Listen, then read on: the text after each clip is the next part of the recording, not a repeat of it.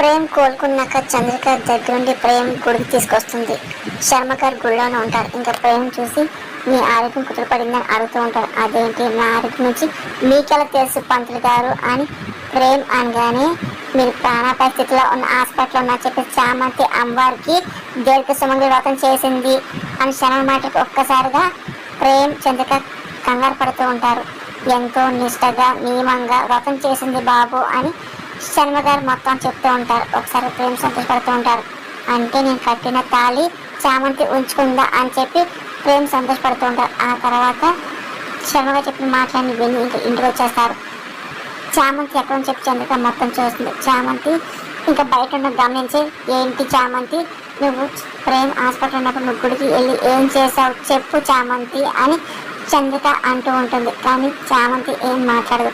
దీర్ఘ సుమంగళి వ్రతం చేసావంట కదా అని చంద్రిక నిలిచేస్తుంది. కానీ చామంతి ఏం మాట్లాడదు. అయినా దీర్ఘ సుమంగళి వ్రతం ఎవరు చేస్తారు తెలుసా, భార్య చేస్తుంది తెలుసా అని చంద్రిక అనగానే అప్పుడు కూడా చామంతి ఏం మాట్లాడదు. నువ్వెందుకు చేసావు చామంతి అని చెప్పు అని అదే పనిగా చంద్రిక నిలిపిస్తూ ఉంటుంది.